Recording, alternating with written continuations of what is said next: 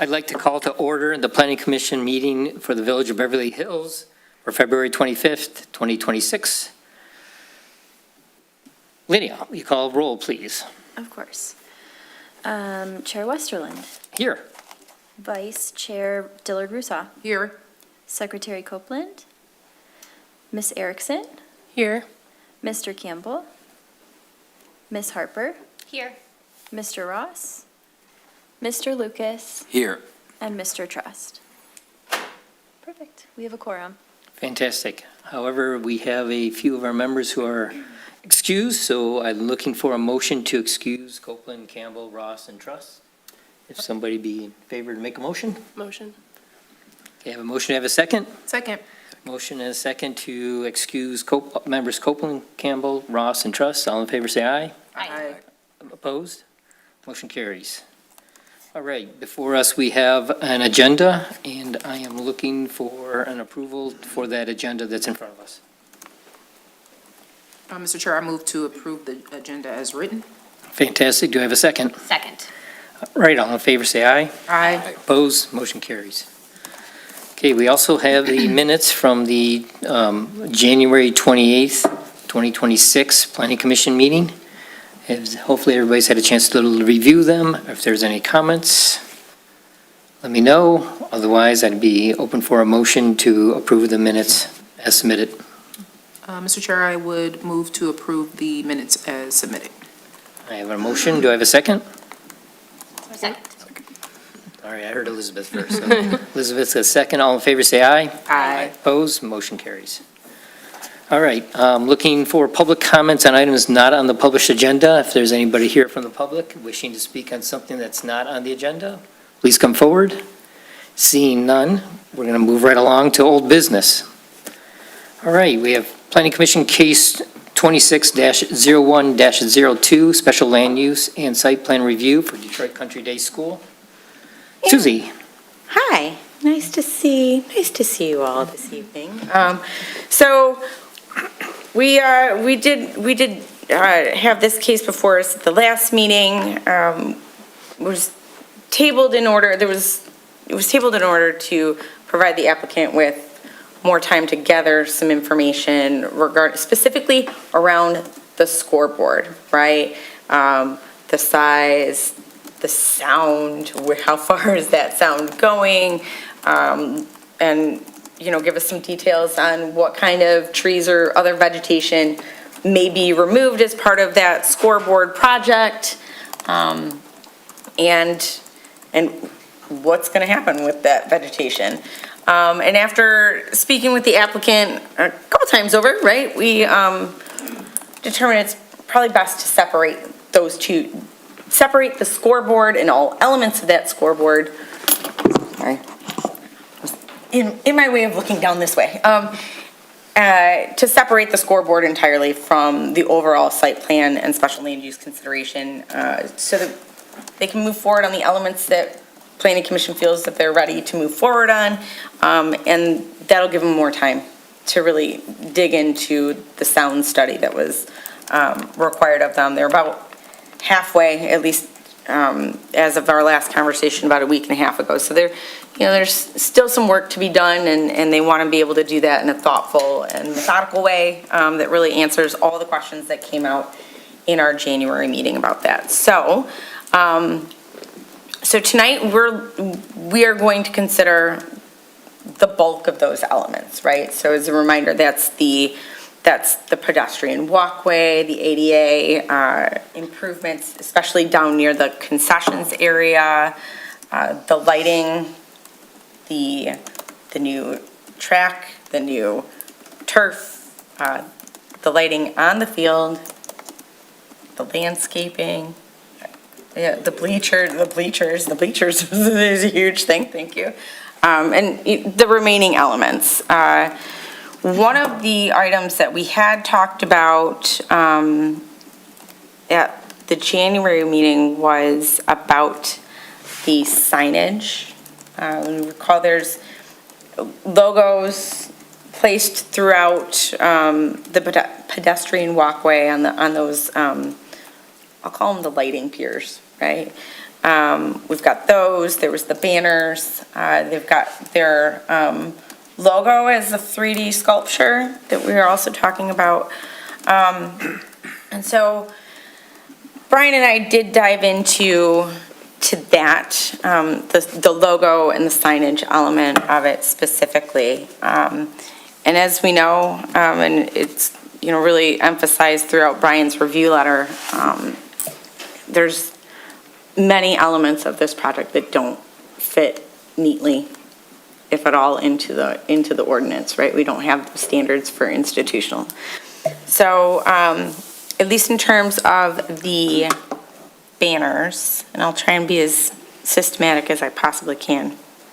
So the banners, within the sign ordinance, there's a list of exempt signage, if you will. One of them being public or private school achievement banners. Let me get to that. Where's it? Exempt signs. And that specifically says achievement signs, they are signs erected by or for a public or private school announcing the achievements of the school or its students, provided each such sign is no more than 18 square feet in area. As I believe we discussed at the meeting in January, these are really going to be signs that are highlighting their students and their athletic achievements.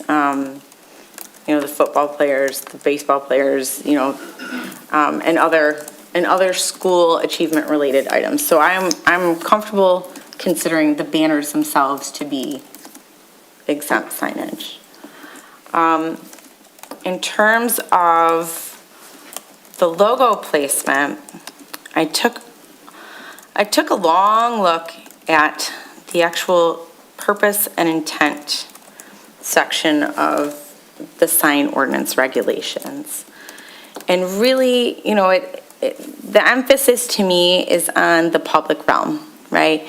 It's signs necessary to enable the public to locate goods, services, and facilities without difficulty or confusion, promoting traffic safety, safeguarding the public health and welfare, and discouraging visual competition between businesses. That to me is the public realm. That is not really considering anything internal to a site, right? And we don't have sites other than this, of this size and magnitude, where you're going to have that kind of signage, right?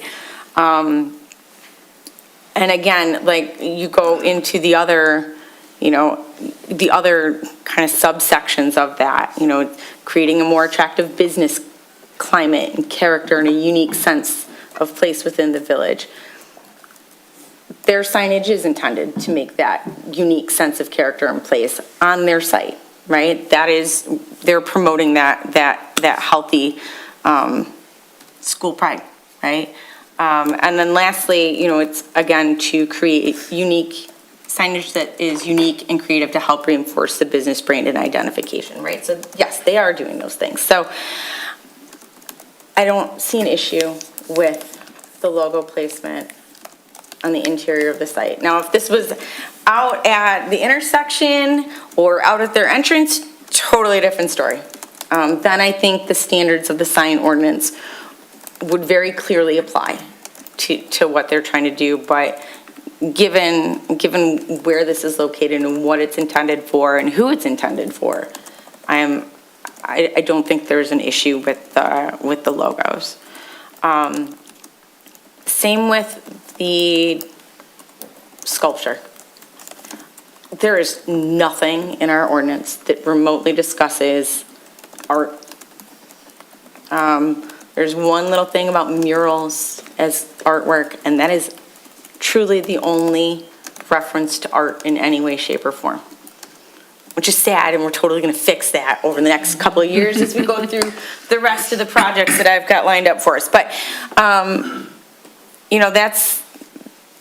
I have no problem with art, right? So those are the outstanding items I think that we really had to talk about. I know I had said I could bring it to the Zoning Board of Appeals. I'm still happy to do that, but they're not meeting until March 9th. So I figured I'd offer my perspective on that before you begin making your deliberations and considerations. But Brian, did you have anything else that needed to be added that I maybe missed? I think, Mr. Chair, I think Susie's covered it well. You still have my review letter from last month. And I think once you take that, I did not issue a new review letter. I didn't think it was worth the while, quite frankly. And I think if you go through it, my issues were tied to the potential impacts of the scoreboard. So the removal of the scoreboard in general, I feel removes a lot of the impacts and concerns that were in my write-up. And I think by addressing the logos, sculpture, banners with the village staff's interpretation, I think to me, that resolves that. I support Susie's opinion on that.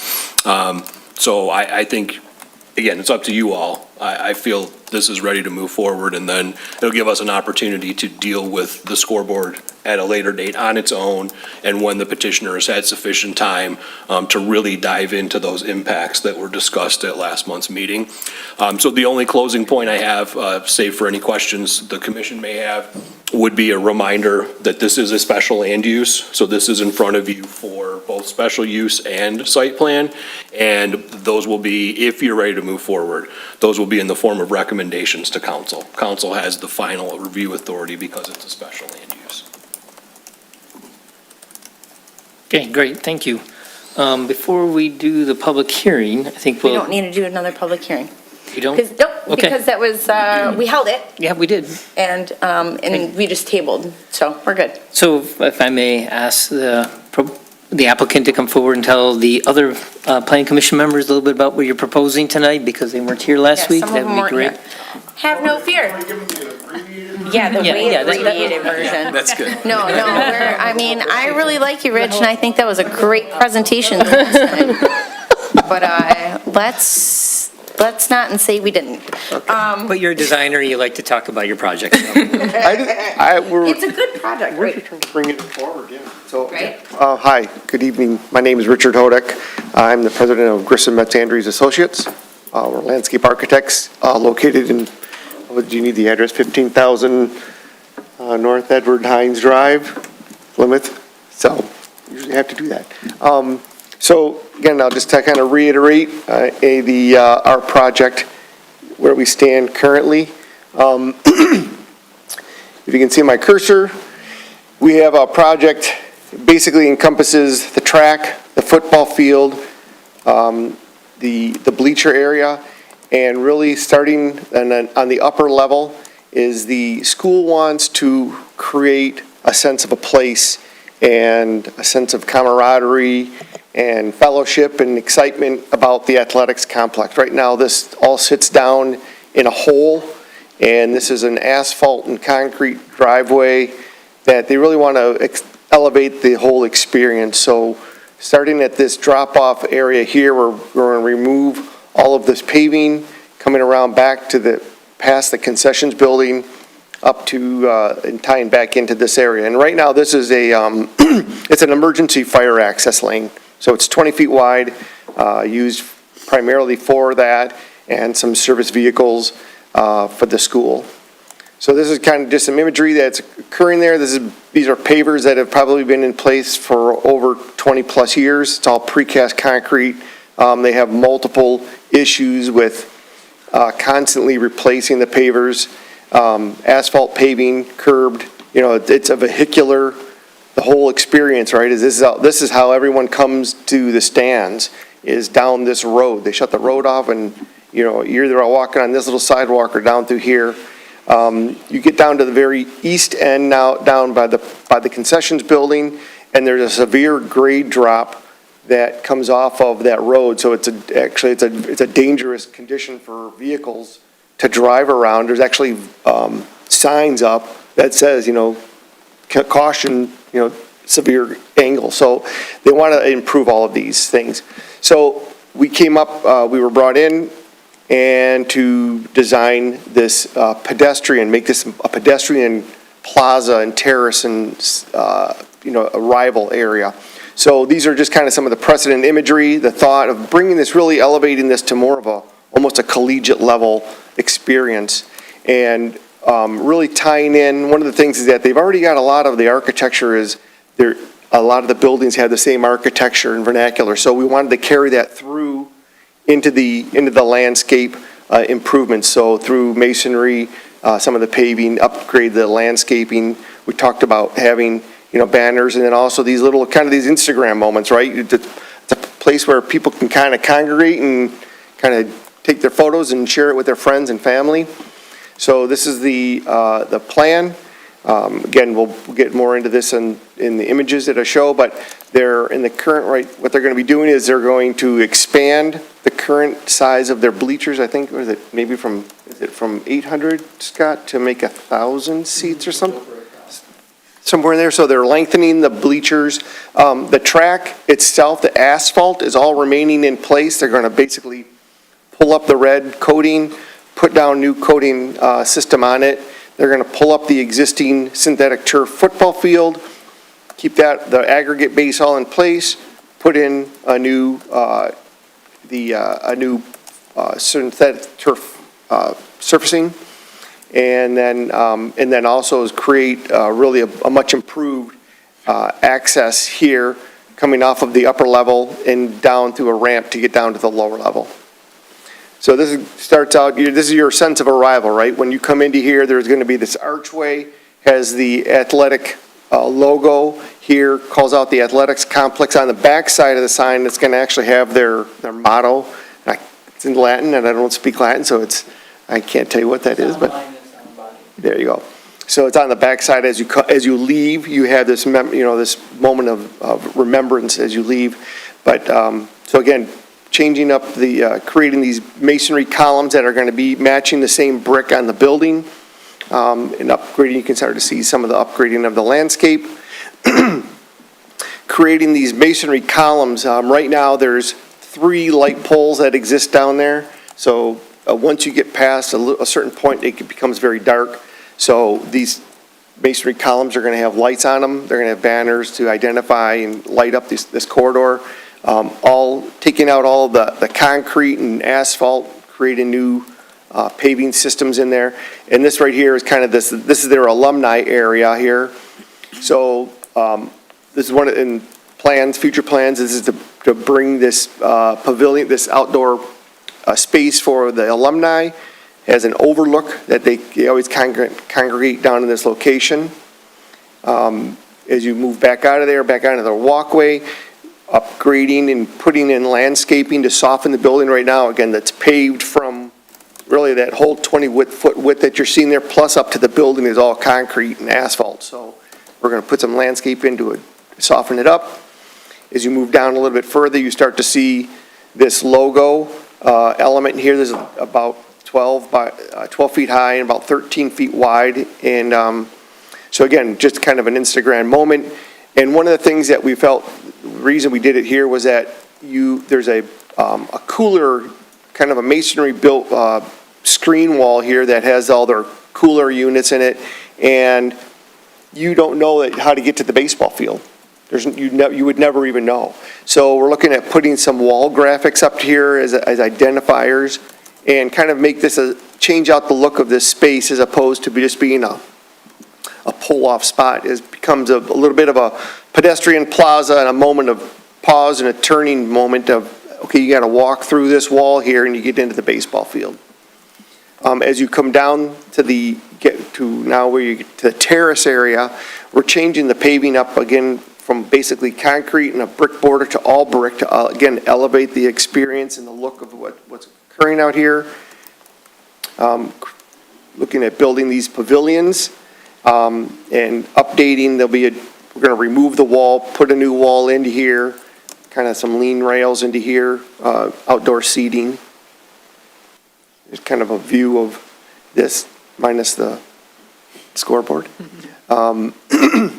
Just another aerial view. Again, extending the bleachers, upgrading the look there.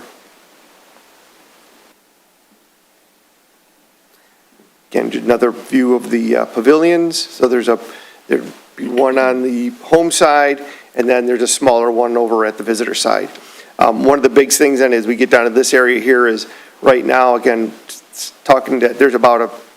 this grade is probably being brought up about 2.5 or 3 feet higher than where it is currently. So it's trying to make it a much safer condition, elevating this whole area up so that it's a much more usable space. As you get down to this very far end here, at this point is where as it starts to turn, we brought in a new staircase and then a barrier-free ADA ramp. And so this ramp is it's going to be about 8 feet wide. Because of the grade change that we have, there's 7 feet of grade change from this upper level down to this terrace. So we're needing to elevate that, bring the ramp in, but they need to still be able to get down there to bring supplies. So we've widened the ramp in order for them to get like a gator, kind of a little like almost like a golf cart type truck down this ramp so they can bring supplies down to this area for the concessions building. This will have piers that with guardrail, 42-inch height guardrails that meet all the code, lighting that's built into the piers, and there's also lighting that'll be built into this wall. So all the photometrics studies that we've done, we've got all of the lighting. We've met those standards, upgrading some of the lighting that's on the building right now from just these kind of generic wall packs to bringing up the same lights that we have on the columns. Here's a level or kind of an aerial. We've added a staircase down at this end because the baseball field sits just off to the lower left here. And so they've asked us can we bring in another staircase so that when people are, teams that are coming out from their games, they can access down to this area. And one of the things, we don't have it shown here, I don't think it's not even shown here. At the lower level, there's some wood timber steps that come from the field up to here. But what happens is that's for both the teams, right, home and visitors. So when the visitors come up, they have to come up through here, come through this area, the concessions, the front where they're mixing with everyone, to get to the other side of the concessions building to get to their team room. So we're making a new sidewalk around the backside, new improved sidewalk down to and stairs down to the field. So it's kind of covered up by the trees here, but there's the ramp and walk that's already here, and they'll be able to now safely come into that concessions building, and then kind of here is just a back shot of the project area. So a lot quicker than the last presentation. Brian's probably happy. I don't know. I kind of like the Yeah, it was good. So if there's any questions, and one of the things that you had mentioned is, along with the scoreboard issue, there was some discussion about the trees that there's like 11 evergreen trees that were brought up as a note. Yes. So we are looking into those, whether we can either transplant those potentially still this spring, as opposed to just cutting them out. But if we have to remove them, we still have the new landscaping plus additional trees in here, so we'd still be replace them. They're in no means like a heritage level tree of any substantial size. So we would be just replacing them one for one. But we have to take them out in order to put the new trees in and some of the landscape, so. Perfect. All right, thank you. Appreciate that. Thank you, Rich. All right, bring it back to the commission. Does anybody have any questions of the applicant, Brian or Susie?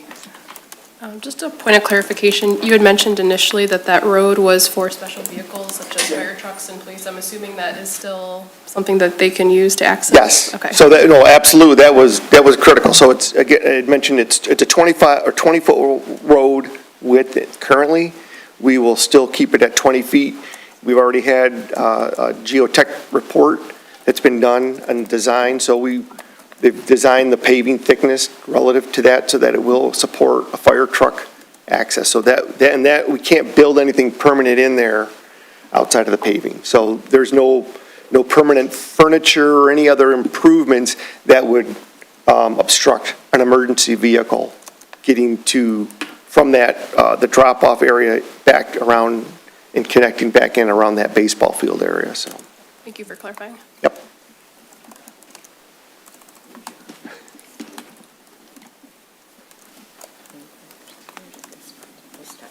I guess I'm just going to chime in on I appreciate, Susie, the reference to the signs.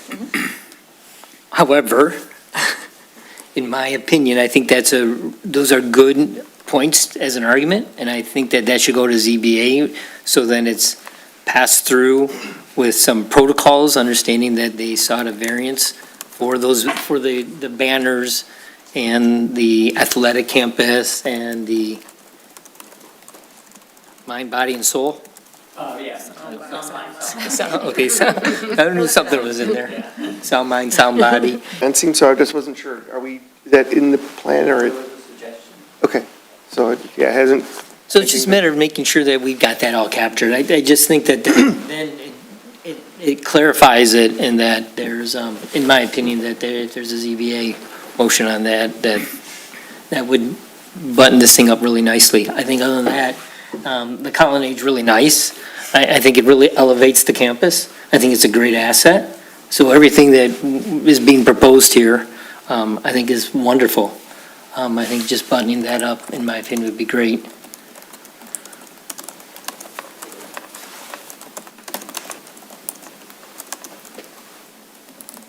Anybody else from the commission? Mr. Chair, could I just add one quick point that I did not mention earlier? Sure. If the commission is ready to move this forward this evening, if you're going to put forth favorable recommendations, I would request that you include final engineering as a condition to your site plan motion, which is kind of a given, but I like to make sure that, we've tied up any loose ends. And the petitioner's already well aware of that, but because of the nature and scope of this project, especially the stormwater, the grading, the drainage, those are going to be really important elements. I just want to make sure we don't gloss over that. Sure, I was going to actually, if you start getting close, is identify Department of Public Services, engineering consultant review comments. Thank you. Clarification that, I don't know if everybody's looked closely at the diagrams, but there was a number 1 and number 2 identifying the phases. And we are actually only seeking approval for phase 2, or area designated as 2. I'm not going to call it phase 2. It's area 2. So I just want to make sure we're clarifying that. I think it was on the other part. It was on, Mine. so that's all. I just want to make sure, because we are not, did you see how the Yes. 1 and This 2? is the one, right? So- Yep. It's area 2 that's under consideration. So as long as in our motion, I think we acknowledge, not to forget about the scoreboard too, that is not part of this. So just that we delineate our recommendation, if that is the case.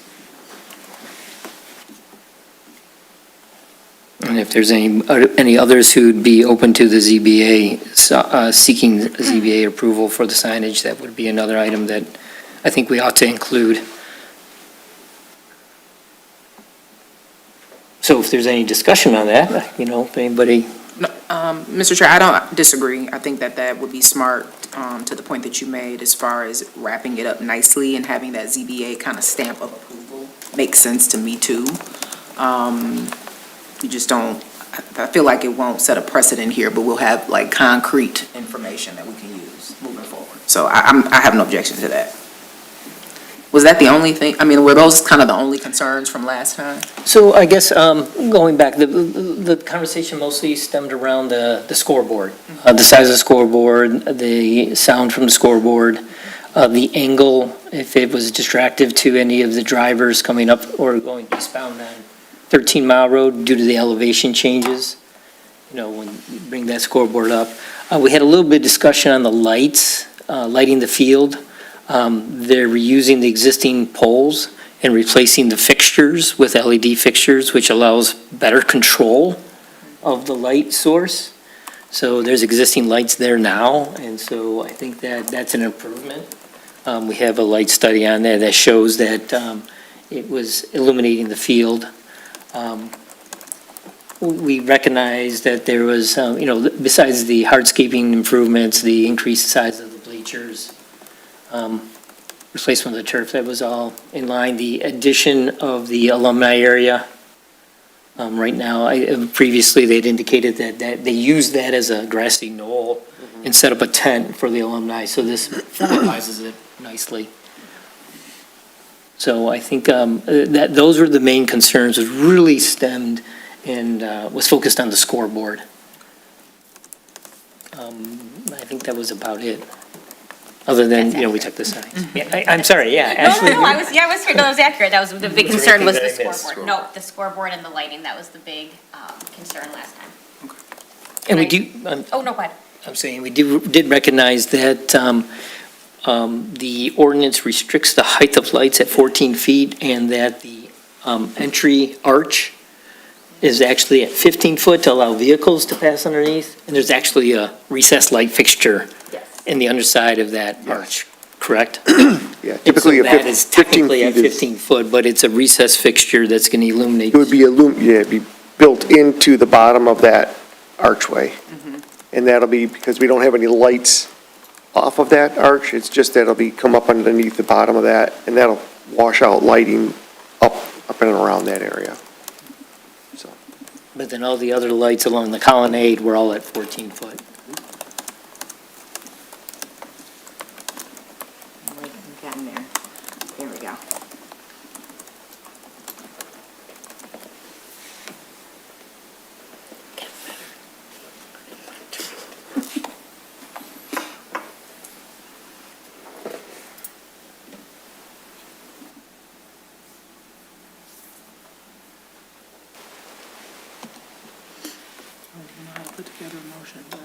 Well, there's a sample. This is I miss it. I started one. On page, I don't know, 3 or 4, 8, top of page 8. Go up.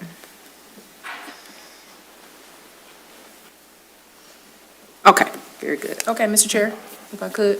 You may. You ready? Okay. Okay. I can check the boxes. All right. So, Mr. Chair, I would make a motion to approve the site plan.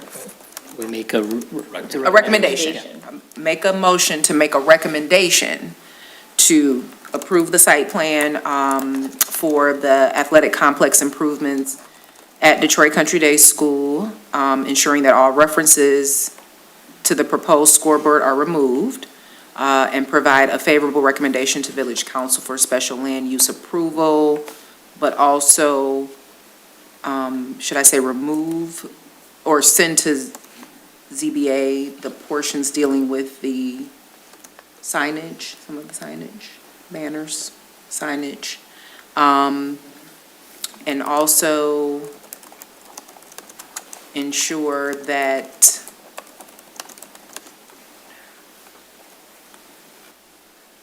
the final engineering plan is satisfied, as well as Department of Public Safety and other entities that would have to sign off on both.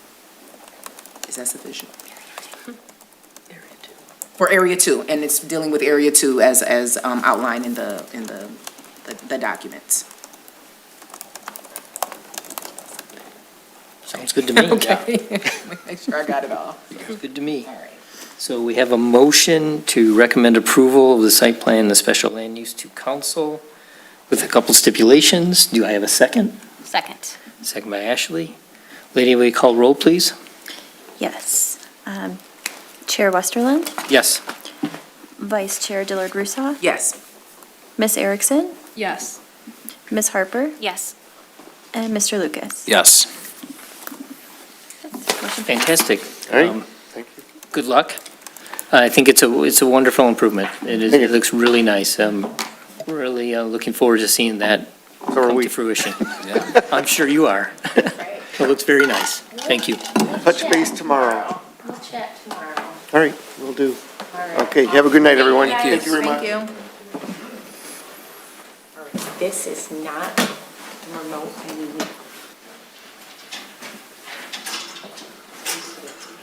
Okay, moving on to new business. Seeing no new business on the agenda, we can move along to public comments. Anyone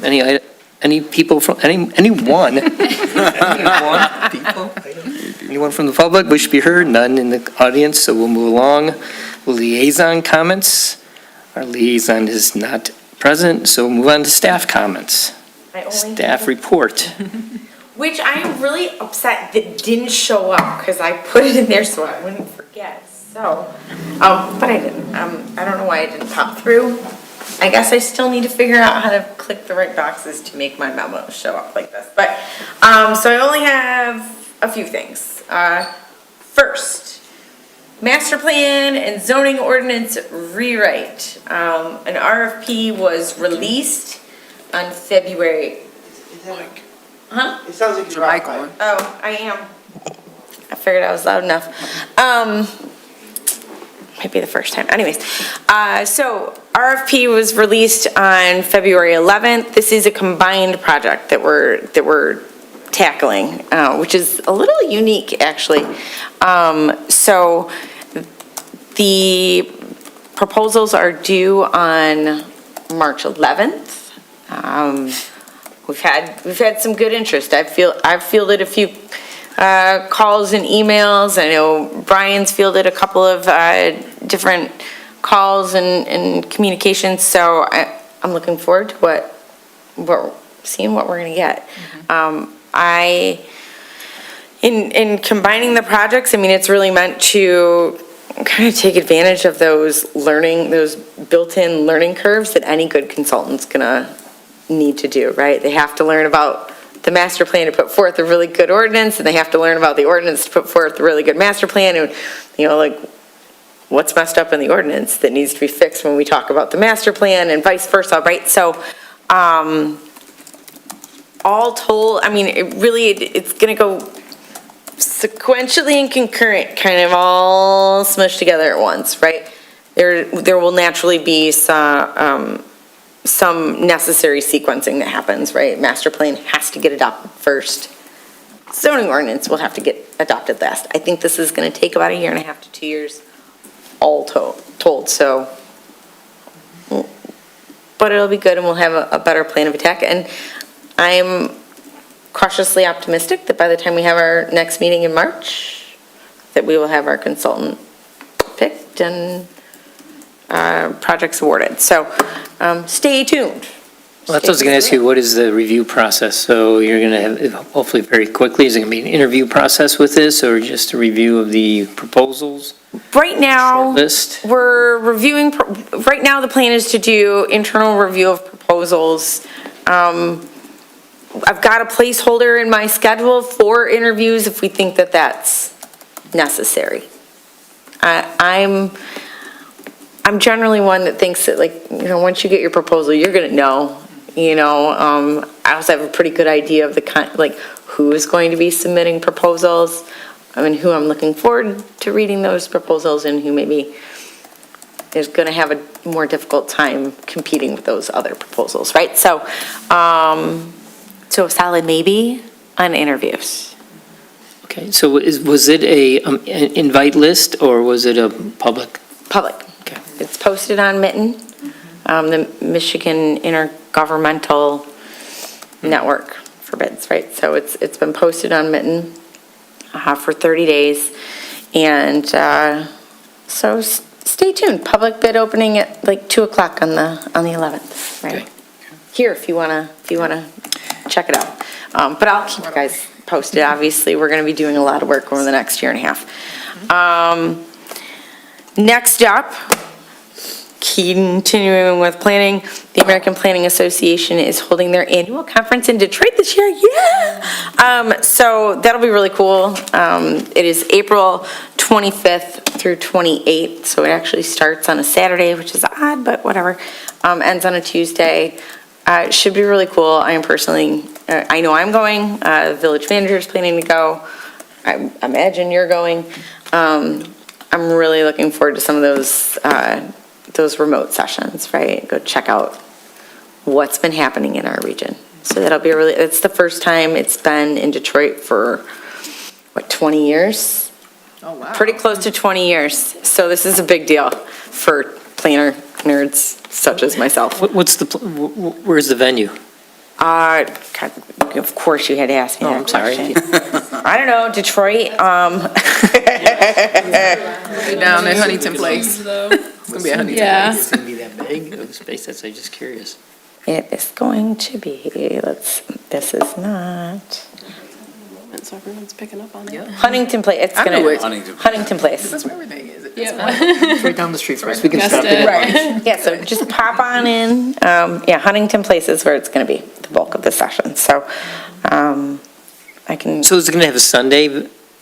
Saturday and Sunday, there's, the mobile tours is probably the bulk of what happens on those, Oh, okay. on those That'd be 2 days, interesting. right? So those are always fun, so. I'll send you the information, but if you, feel so inclined, you should totally go, learn some more things. That would be nice. I wonder if some of our projects would be highlighted on those tours. I think we're a Way- little behind, we didn't make it for those, but I also know that the, I don't know if I'm supposed to say anything yet, but, the National Main Street Conference will be coming to Michigan as well in the next, couple of years, so that Cool. one, I'm planning to get on. Yeah. On, and perhaps even the Michigan chapter, conference. So stay tuned, but that's a good opportunity to do some more learning. And last but definitely not least, the Southfield Beverly Road intersection study is, I guess, underway. We kicked it off with a survey. We did learn our lesson from the last one. IP addresses are being verified. But that survey is up and open until next Friday, March 6th at 11:59 PM. So if you have not already taken this 11-question survey that will take you all of 11 minutes, please do so. And then send it to every single person in your orbit that lives in Beverly Hills or travels Southfield Road and passes through the Beverly Road intersection. This is just one of the ways that we're engaging with the public on this one. We're going to have some actual in-person meetings and get some additional input that way. But Go ahead. I'm sorry, Mr. Chair. Susie, I wasn't here. Was the survey also disseminated to like all the businesses in the areas? And Yes. everybody else? Okay. Yep, I sent it, so I sent it to the Planning Commission, Zoning Board, got it to Village Council, obviously, in an initial email. I sent it to all the businesses and property owners that I have contact information for in our downtown area. It's been in our e-newsletter for like the last month and a bit. It's been on our Facebook page. It's been on our website. So keep sharing. I mean, we've got great responses, actually. We've already had, I talked to them this morning. We've had 636 responses, which is pretty darn good, right? Really good. So- I was gonna say like 150. Yeah. I Well, know. 70 would have been good. Go us, go Beverly Hills. We're Yeah. engaged. So, Someone's just been waiting, chomping at the bit for this one. yes, I want to talk about Finally. this intersection. So please share. It'd be great to get over 1,000, but that could be pipe dreams, but, And it's not limited by one per household, is it? It's no. Or email, it doesn't matter. No. Okay, You- so I can submit. no, like I filled it out. I travel that intersection at least twice a day, right? So, and I was trying to get the link to like send it back out, and I was like, "You've already accessed this." I'm like, "Son of a biscuit!" So I had to, find another way, right? But no, please share it, and see what kind of input we can get. So, and that is all I have for you all this evening. Unless you have other questions for me. So bring it back to the table, Commissioner comments. Elizabeth? No comments from me at this time.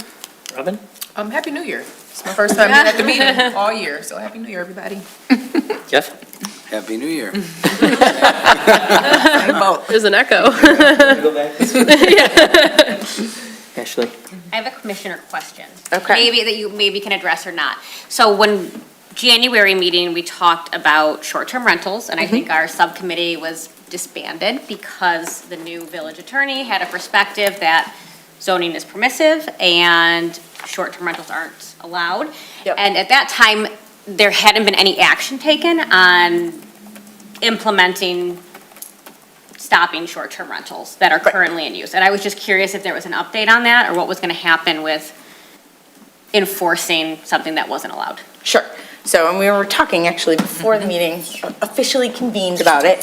We weren't trying to talk behind your back, I promise.